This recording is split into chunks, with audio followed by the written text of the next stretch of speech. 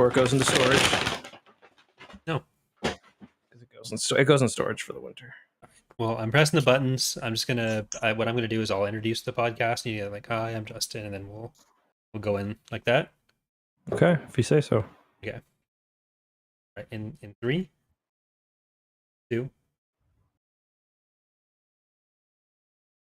Hello there, everyone. Welcome back to TapCaf Transmissions, the only Star Wars podcast that has the foresight or the prescience to talk about the Chronicles of Narnia for a good 5 minutes the week before they name an episode after The Lion, the Witch, and the Wardrobe. I am one of your hosts, Corey, joined as always by my co-host, Mr. Justin Eckhart-Slatter. How are you doing this week, Eck? I'm good. I'm quite well. I actually had an audible laugh when the title came up.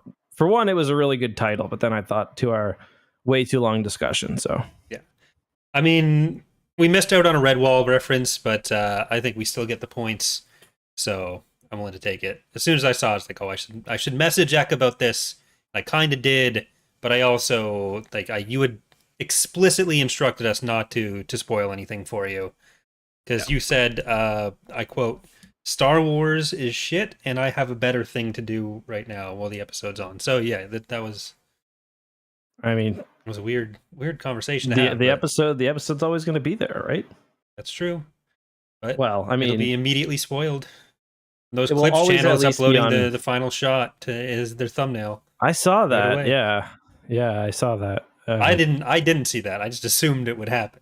I saw some old Star Wars clip channels kind of come back from the ether just to spoil stuff before presumably returning to wherever they went on vacation. To Peridia. Yeah. Back to the realm of the Mortis gods. Exactly. But we have an episode to talk about, a bit of a retrospective to do and remember all the fun times we've had on the road here, and the potential of an Ahsoka Season 2 to talk about as well. But before we get into that, any Star Wars news that has grabbed your interest? Not really. I mean, it's been I want to say it's been a slow week, but not really. There was a finale of a live action TV show that came out, but the only news I'm really waiting for is whether we're getting a season 2 or not. Yeah. Well,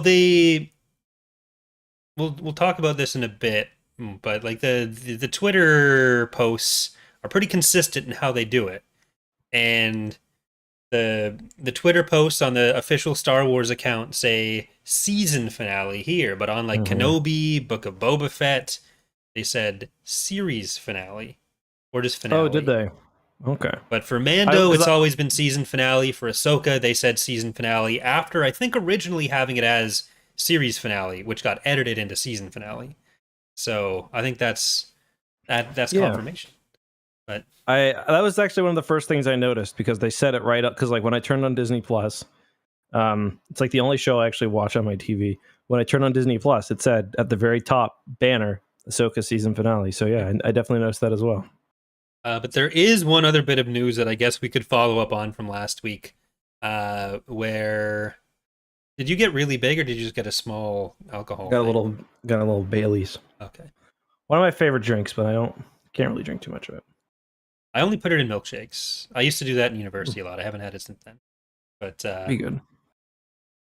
But the last week we talked a bit about the KOTOR trailer being taken down by Sony on the PlayStation stuff.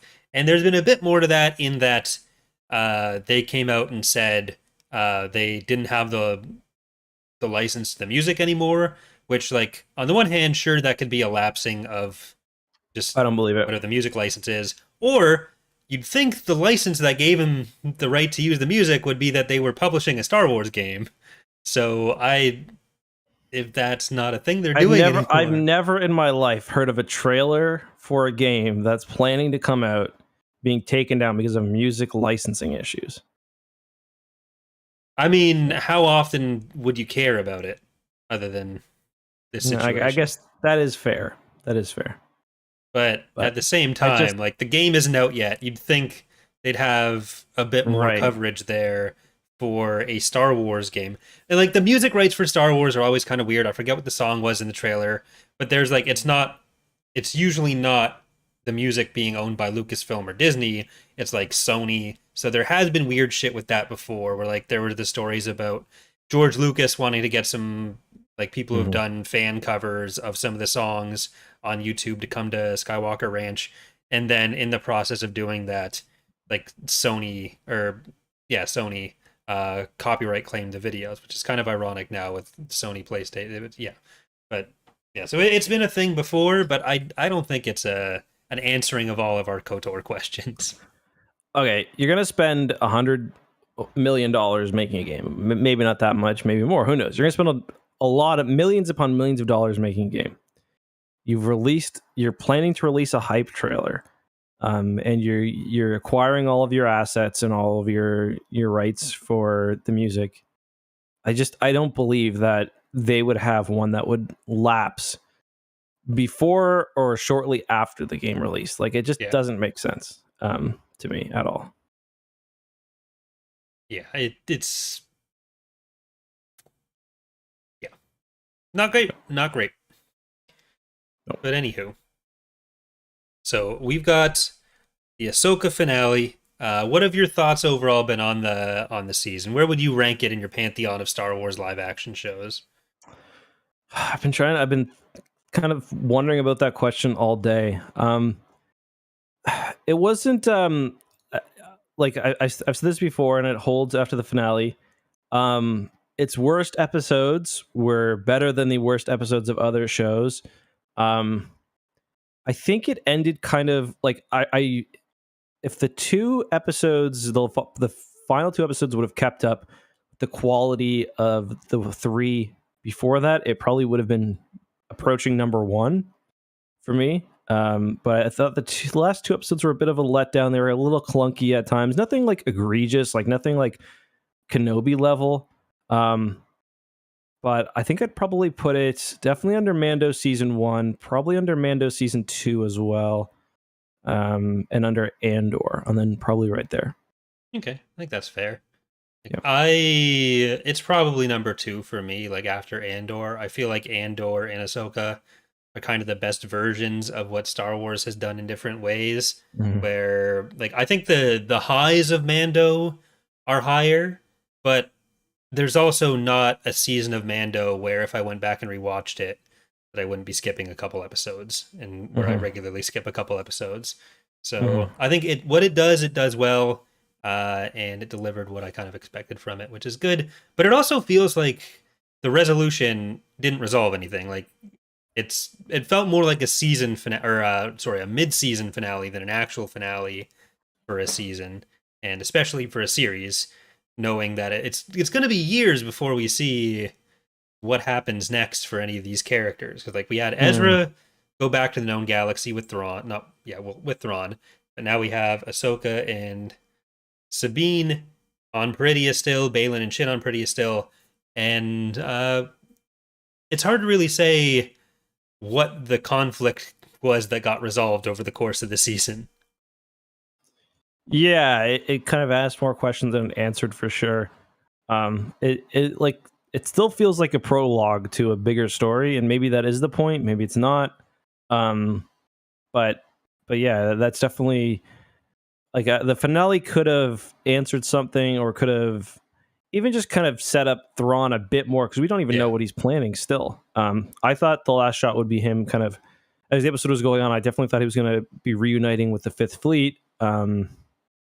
Or we'd see something like that, but no, still pretty mysterious. Or the Seventh Fleet, rather, still pretty mysterious. I mean, leaving aside what he's planning, it didn't even really show too much of what he's capable of. Like the threat that it's setting up, I did think going in that like it's going to set up Thrawn rather than resolve Thrawn, and instead it'd be like Morgan and Baylan, especially Baylan, that got resolved. But obviously that didn't happen with Baylan. We still are kind of at the start of his story. But for people who didn't watch Rebels or who haven't read the books, I don't know that you really got a sense of why anyone should be that afraid of Thrawn. Like he did develop the genius counter encirclement tactic and the shoot things behind you tactic, which, I Mhm. mean, military historians are going to be studying those ones for years. But Yep. we didn't, because he was engaging with like the core group of heroes. It's kind of the same thing as with Rebels, where you don't get to see him succeed at much or show why he's scary. I think in Rebels you get a better sense of why he's scary than you do here. Yeah, I was kind of thinking like how I would have changed that and also improved the last two episodes. I think it would have been kind of cool to have, and because there was like a lot of kind of pointless little skirmishes, I thought, in the last two episodes. Mhm. Um, I think it would have been neat for there to be a new subplot introduced where Sabine, Ahsoka, and Ezra are trying to contact the New Republic and warn them that Thrawn is there, that he's coming. Like they somehow find out like where the road back leads, and then we think they're going to fail because Thrawn needs to be the villain, but they actually succeed, and they get a whole fleet ready, just waiting for him at the other side. Then he comes out of hyperspace and just rips them apart. I think that would have been a cool way to kind of show up his show, like, oh, the usual nonsense isn't going to work. He just beat them with a half broken Star Destroyer and a hyperspace ring. I thought would have been Yeah. kind of a cool way to end the series, or end the season rather. Well, especially with so much setting up of like we had so many fleet shots of Home One fleet, and then we had those three Vespers that got separated from the group on CTOS. That it just seemed like there was an opportunity to have him come in and mess stuff up and really end on a more ominous note. Like the Night Sister Death Army is definitely interesting, but that's like we haven't seen what that's going to be like. I mean, I'm assuming it's Night Sisters that are in the coffins instead of like I don't know, just a bunch of flower arrangements that he wants to plant somewhere. Yep. But like we've had this before where it didn't pay off either, because there was a moment in Legends where we saw a Night Sister trying to make an army and got a bunch of these cryogenically frozen. They were in carbonite Sith troopers, and you got like the look at Sillery looking at her new domain, and it was very similar, very reminiscent of what happened at the end of Ahsoka. And does that just mean that we're doomed to never get those answers? Yeah, I mean, it's a good question. I'm not sure. I imagine the chances of getting an answer here are probably better, but I mean, I hope so. But yeah, definitely, like, you're right. If you didn't know who Thrawn already was, you're probably kind of asking, what's the big deal here? Did I ever tell you that, like, or talk to you about what the Forces of Corruption sequel / further expansion was going to be? Yeah, the Sith one, right? Yeah, that would have been. Why don't you tell the viewers, though? Yeah, so at the end of Forces of Corruption, there's a Night Sister who works for this underground or underworld faction. She goes and she finds this frozen in carbonite Sith army, and I was able to talk to the developers because I never got a chance to do a sequel or any kind of follow up about what their plans there were. And around the time of like the Dark Nest Crisis, they were gonna have a sequel where like this resurgent Sith faction had a bunch of stuff from Revan's time. That would have been fun to fit into the timeline. So Especially given the other lost Sith tribe yeah, from they're just Sith times in the everywhere. past about to reemerge. Yeah, Although I guess they would have been forced to change that probably. yeah. Never has Fate of the Jedi been so relevant. Yeah. Right? Okay. So we get the No, brief I don't scene of think it's that Baylan. off. Okay. But I no, agree. continue. Yeah. No, I was just gonna like. Do you think what Baylan's doing is like some sort of version of the ones that's calling to him, or is it just like the abstract idea of their power that they were protecting, calling to them? Because they were like the guardians of whatever power, and now they're dead. Yeah. So Yeah, I think it's definitely that. More so, like, there's a lot of, the Abeloth thing, there's a lot of misunderstanding because almost nobody's read the books. how dare you? And there's been, like, of all the lore YouTube videos that have been made, I'd say less than 10% are by people who have read the books. So there's like I a think lot 10% would be generous. I was basically counting me and you, Okay. but there's a lot of kind of misinformation about her, and kind of a lot of missing of the bigger picture. Mhm. Like we talked last episode about how like thematically She is the isn't cycle. yeah, exactly. But like even from like a behind the scenes standpoint, like Abeloth was something that the writers of the books kind of tacked on to what was coming out in the Clone Wars. Like it wasn't like Dave Filoni's plan to have Abeloth be a thing.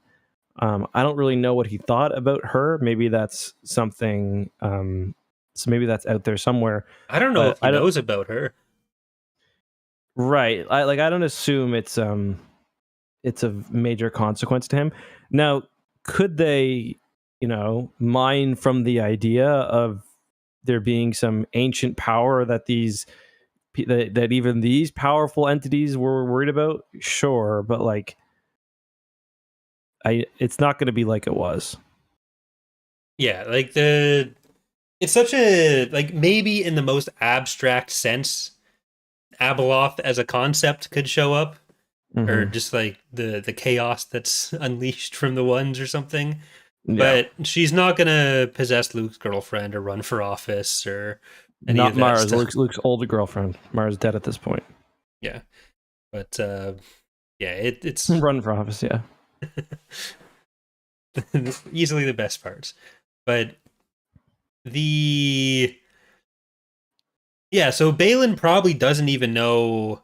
There's no way he would know that Ahsoka is the kind of living embodiment of the daughter now, who I kind of wonder if her statue lost its head earlier, or like the moment that she died to save Ahsoka, her head just exploded. Yeah, gave her life to save Ahsoka.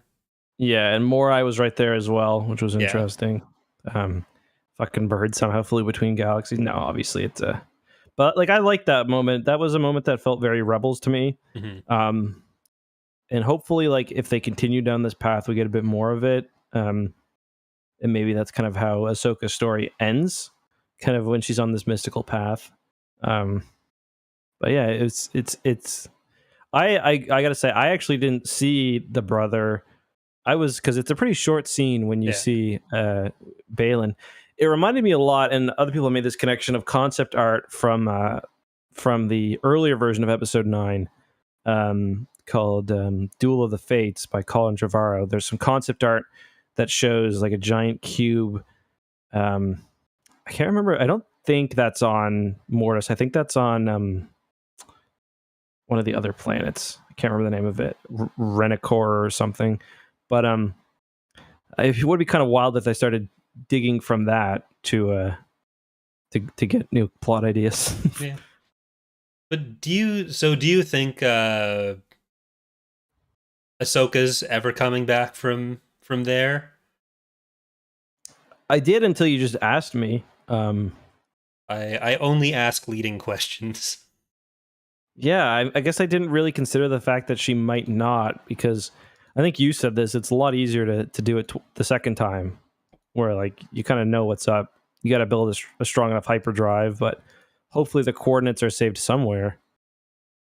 Yeah, like I don't know if you can like record that if you're Ezra sitting on the shuttle while you're on the way back, because like the hard part is getting the map, and we know at least the Eye of Sion has the coordinates now and the nav data, so you just gotta convince people to do an expedition to do it.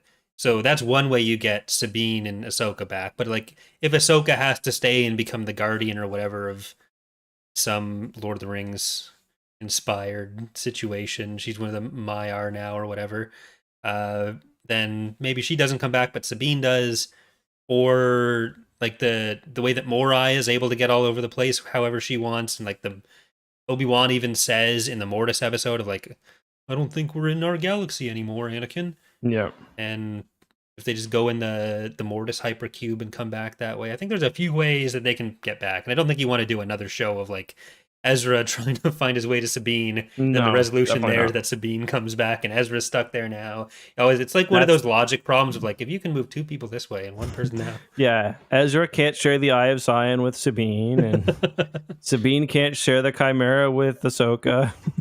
If you must always trade 4 women to bring back 2 men, then yeah, exactly.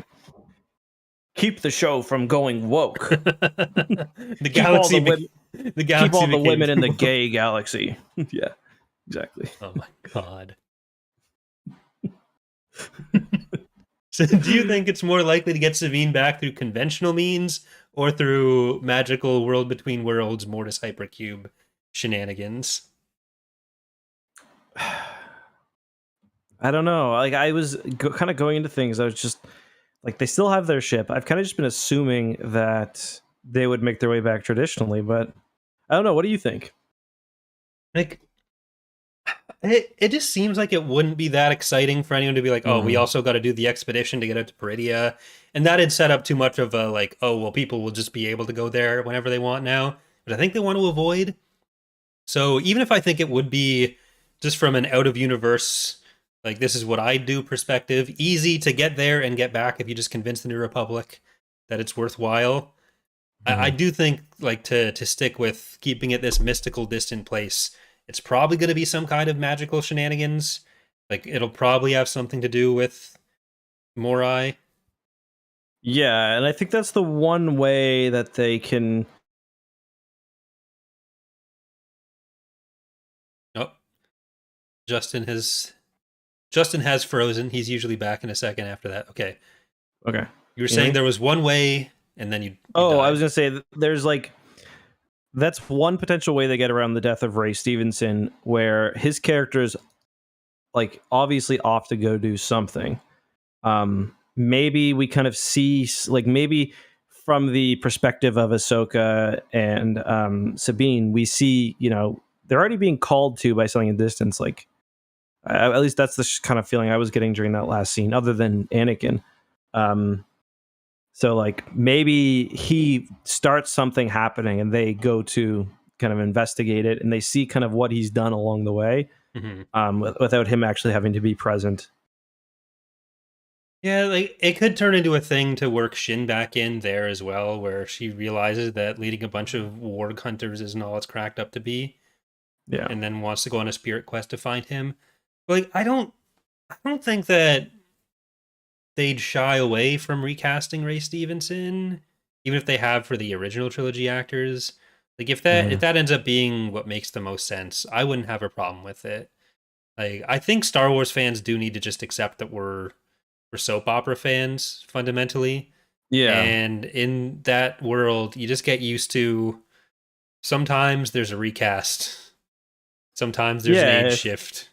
if you want to tell a story over, you know, in Rebels as being the story of Ahsoka is like a couple decades old almost.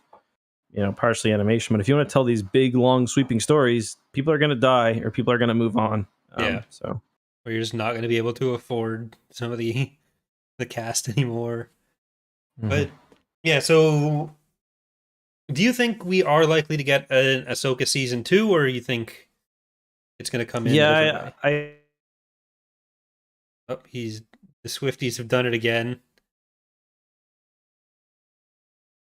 I'd Right. say that makes it more likely that they keep on the. But I also like I've said this before when the numbers have been really high. Like I don't, the numbers mean very little to me because the methodology that they use is outdated to secure the numbers. They're completely non-transparent, which is one of the things the writers were fighting for. It's like Netflix, Disney Plus, Paramount Plus, they don't tell fucking anybody what their numbers are. So nobody knows like what they should be getting if residuals did exist for streaming. And that's going to change in a limited sense, I guess. But I would like to see like I want this to be a kind of I think this story deserves to have its time told. And I think we should just be scratching the surface. So I don't want to move to one movie.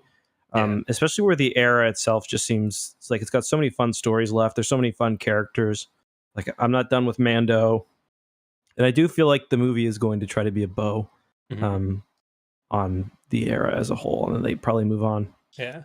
Like going in, I was thinking that you set Thrawn up as a villain, and then you just do whatever you want to do with him. And Mando, he bounces between Mhm. his implications in different shows, but so much of what's left here is like the Rebels characters in Ahsoka have a lot to be resolved. Like, where are they keeping Zeb? Why is he dead? Uh, getting back Sabine, getting back Ahsoka. How are the shipping Yeah. wars going to turn out? So it'd be hard not to resolve that in like you can't have a movie about stopping Thrawn that's also half about what like doing the rest of what Ahsoka and Sabine are doing and what Baylan's doing. And I think that would be a step farther than they want to go in terms of saying like you have to have watched Ahsoka to know what's going on. I think they want to, as much as you Yeah. have these kinds of backgrounds going on, like building up some of the characters, you want people to be able to go into the theater, not know who Thrawn is necessarily yet, and still Mhm. be able to understand like why you're following this Togruta on a spirit quest. I don't think people would really Yeah. get that. Yeah. No, I agree. I think that's good analysis. But will it be like 3 years before we can get another season? Yeah, like, and again, part of that is like everything is so uncertain, especially with like the writer's strike. Like, it's very possible that in a world where there is no writer's and also actor strike, because the actors play a huge role in Mm-hmm. promoting these things. Like, it's very possible that in a world with no writer and actor strike, that season 2 is already announced, or maybe not. I don't know. Is it the kind of But thing that like Filoni already had an outline for when he finished season 1 as well? I mean, I would assume so.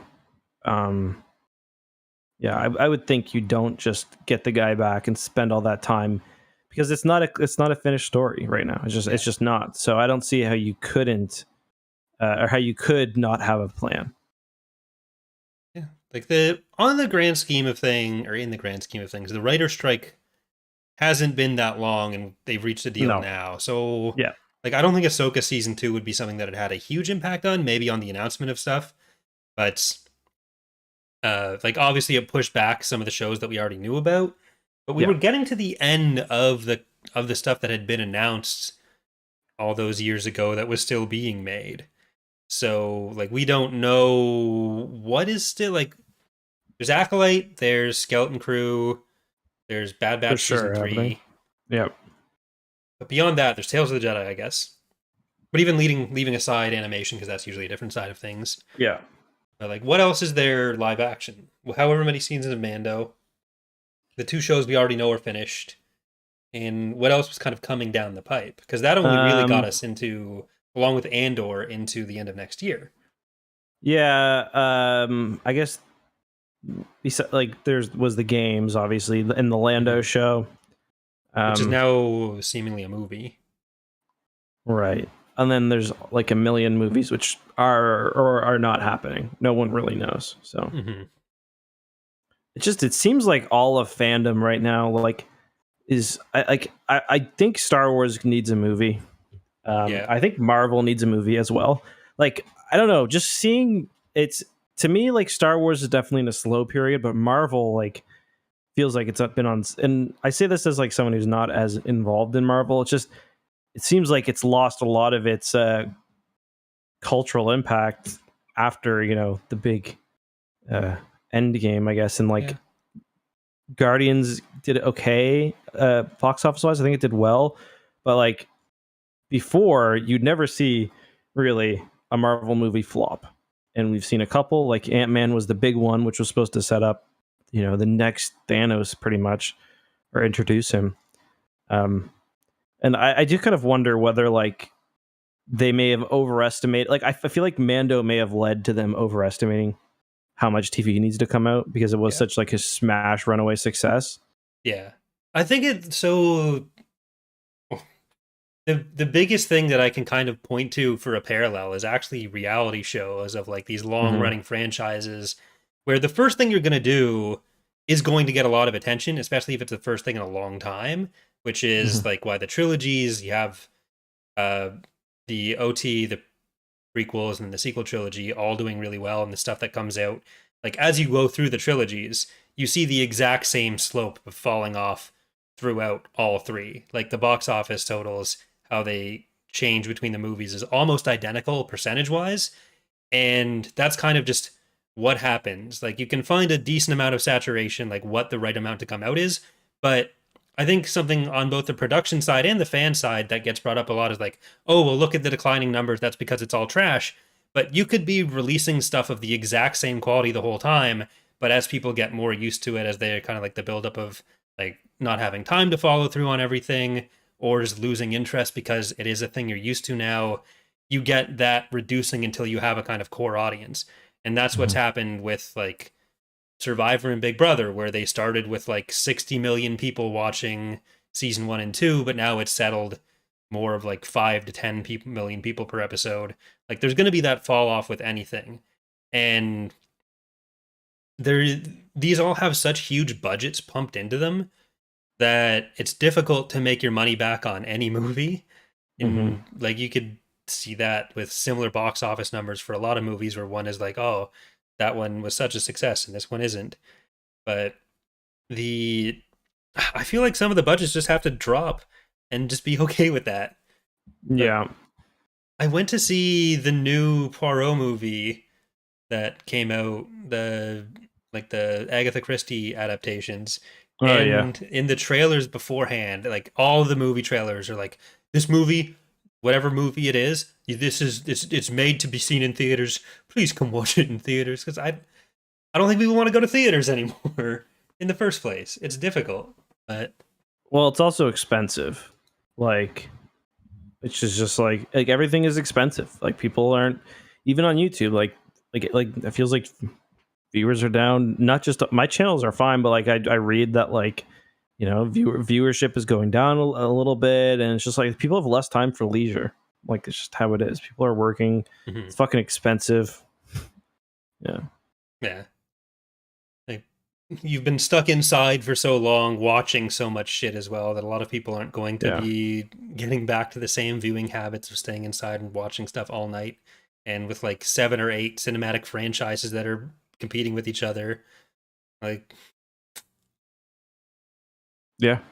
and if you Yeah. compare the quality, like the stuff that's coming out now as these kind of almost movie quality TV shows, they're still not quite what you'd expect from a movie. But like if you compare what you're getting from shows like this, shows like the Marvel shows, Star Trek, uh, basically like even Game of Thrones, the uh, Game of Thrones prequels, Wheel of Time, all that stuff. If you compare that to what you'd expect from a TV show like 15 Smallville. years ago, yeah, like even the biggest shows wouldn't have been able to hold a candle to like the relative quality between shows and movies is way smaller. Like the difference there is way smaller now than it was before. Hmm. So when you have stuff like the scene where they're on the shuttle, like it was the thing that looked worse to me in the season other than Ahsoka's headband, where you could see them against the backdrop and it looked Yeah. like you were on like it Yeah. was just even that would have looked much better than what you'd expect from a show doing this kind of thing that many years ago. And like the more they're pumping money into this stuff, the harder it is going to be to get a return on it. Yeah, or like on an old show, like what Marvel was on Netflix for, or when they were doing like the old what's it called, Agents of Shield or whatever. Yeah. Instead of having yeah, you'd go to the other galaxy, but it's like, oh, you get to stay in your ship the whole time. you know. Mhm. So it's yeah, there are issues with the volume and there are issues with these other technologies, but like they're at least able to try. Like I feel like when it comes to Star Wars and Marvel, people really ignore, and I'm guilty of this too, ignore the real fact that these shows have budgets. These are not movies; these are TV shows. Um, it's also partially their fault because they don't treat them like TV shows. They Yeah. treat them like eight or 6 part movies. Um, so Yeah, like the eight is such a weird space to be in where like Andor with 12 episodes was able to get a lot more done. yeah, And when you're trying to have so much higher of a budget per episode, then you're really packing stuff in there. So I think Ahsoka did a decent job with the pacing to get through a lot, but even then it just ended without addressing a lot of what it was setting up and didn't pay off a lot of what it's setting up. Like we never for the entire time that Sabine and Ezra were together, it was kind of the contentious point was like she's not telling him how she got there, how they found him. She still hasn't told him how she found him. She had that conversation with Ahsoka. I thought when all three were together, that's when they do it, because then you don't have the same conversation twice with different people. But instead, she had that conversation with Ahsoka, and then Ezra was gone, and so that's still something that may never happen now, because like, when do you have that conversation later? Yeah, this show, I mean, obviously Book of Boba Fett and Kenobi really needed more time because they I'd say they suffered more, but this is a show where I think those extra episodes could have been really interesting. I think Book of Um, Boba Fett had enough episodes. It's just the Mandalorian took two of them in order to do something that really hurt the Mandalorian as well, and reversing everything that yeah, happened at the end of season 2. which is funny because wasn't Book of Boba Fett only 7 episodes? Yes. Yeah, Is it? Yeah, because it was 5 and 6 that are with Mando, and then it was 7 that just wrapped it all. yeah, yeah. Shaking my head. Yeah, I hope, like I've said it before, I would like also I mean, not a sitcom, but a Star Wars show with, 16 episode season or 20 episode seasons, and I'm willing to accept lower budget for it. Yeah. And I'm willing to accept it not having to be, you know, hinting Palpatine's ominous nutsack, like off causing dark disturbances, I I feel like that would change the ratings, and then fewer people can watch it anyways. That one's Yeah, that's probably true. safe. Yeah, that's true.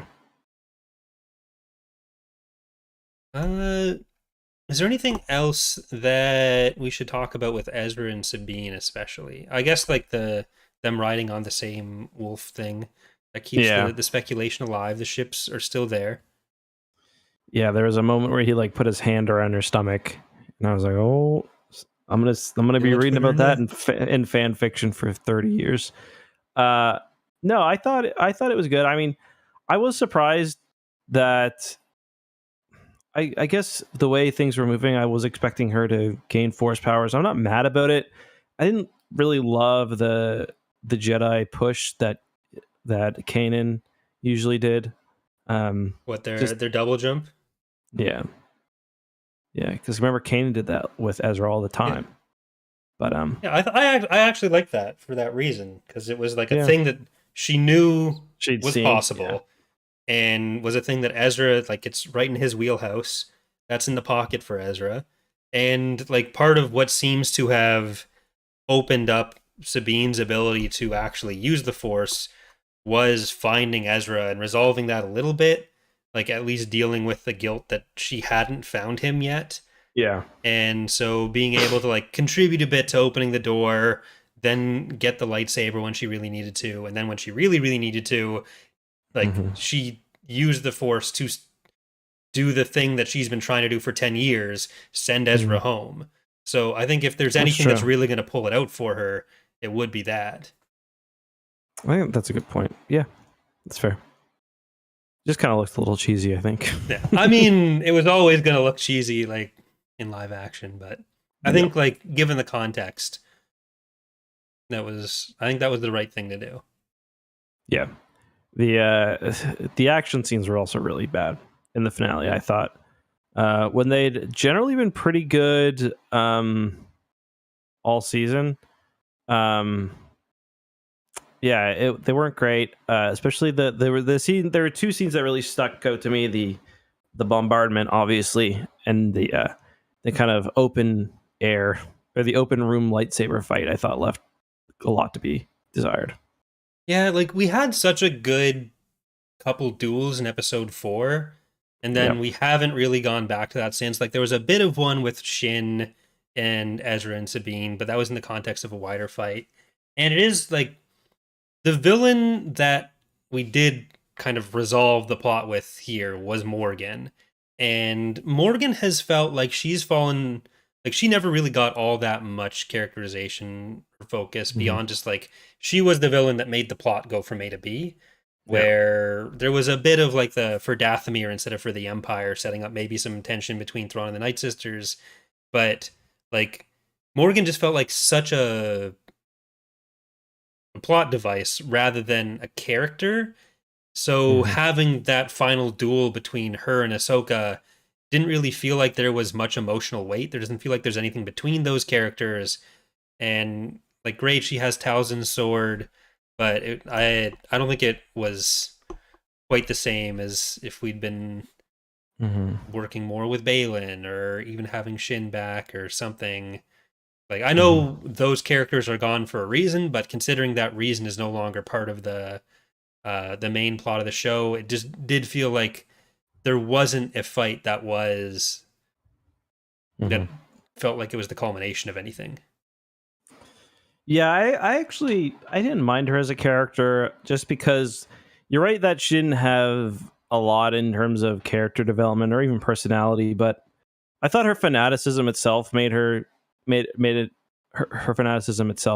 of interesting in a way. I did enjoy that last duel. It was different. It had a kind of cool dynamic choreography wise, but yeah, I definitely get what you mean with it was their second duel, but there wasn't, a real rivalry built up between them. Yeah, like we've seen them fight as like in Mandalorian and here now, and I don't know, it didn't feel like it had that much weight because you kind of know, like she's doing it to give time for the Night Sisters to get away rather than Thrawn. Whether that's going to come to anything, I'm not sure, but like the fact that fight happening the way it did came against what Huyang and Sabine had said of like, we should stick together. And like, we know Ahsoka can wipe the floor with her, probably, like even with a bunch of other people around them, and even with her fancy sword now. So like having her, Ezra, and Sabine there, that fight just didn't need to happen that way. They could have just wrecked her and moved on. Yeah, he could have just like Ezra just walked behind her, and I was just thinking that dude just needs to stab her and it's over. Yeah. I've learned from other sword fights that being behind someone's an advantage. Yeah, exactly. There's 3 of them, and Ahsoka's going to be fighting them anyways. You know you're probably going to find someone else upstairs. They kill her, they go upstairs, they kill the zombies, and on they move. No problem. Everyone's good. They just need to listen to Huyang. The Death Trooper zombies are cool. Okay, everyone's good except for Huyang. He would have been left there. So maybe he needed supervision. Yeah. Yeah, Huyang was cool. I was a little worried about him. He disappeared for a bit in the episode. I was like, uh-oh, but he showed up. He's there at the end, just vibing. Yeah. Fixed the spaceship somehow like that. That's some good mechanic work. Getting all those little noties. They understand the mechanical aspects of the other galaxy. It's fine. Don't worry about it. Well, Huyang just has to tell them what to do. That's true. He's a multitasker. He's a technical person. He's got 4 hands of his own, and then he just points like, you weld here, you weld here.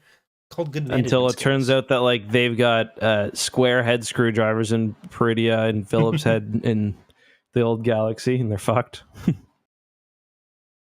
I feel like screwdriver heads are one of the few universal things you can expect. You need to have the right shape to have the right amount of force to apply. Well, you just gotta get the one that has like 6 different ones. You pop one out, you switch it in. Those are my favorite.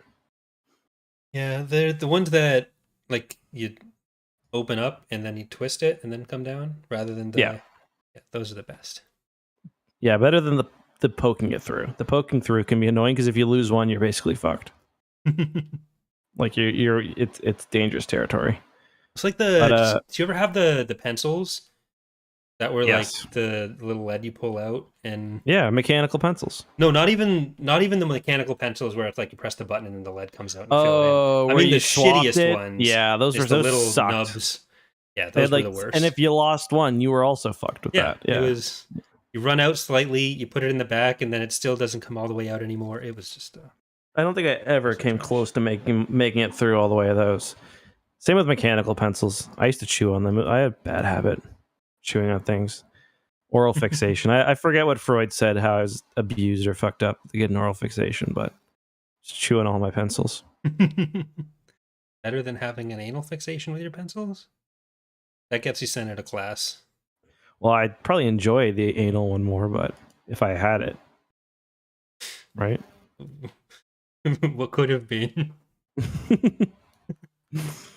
So we've covered Ezra and Sabine mostly. I think we covered a fair amount with Ahsoka by proxy, at least. Morgan, Thrawn, Baylan. Any other major topics eating at you with the finale? No, I want to sit on it and see how I feel. Like I kind of want to rewatch the whole. What?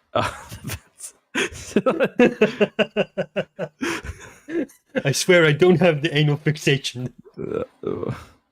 It's just I don't know. Maybe I do now, subliminally anyway. Sit on everything, see how it feels. But yeah, I want to give the show a rewatch. Yeah, I enjoyed the finale. Like I said, the last 2 episodes probably the weakest of the lot, which kind of sucks to end on that note. But overall, good season. Very excited for more. Yeah, maybe we'll do another retrospective on it at some point between now and when there's another live action show, because that'll be a while.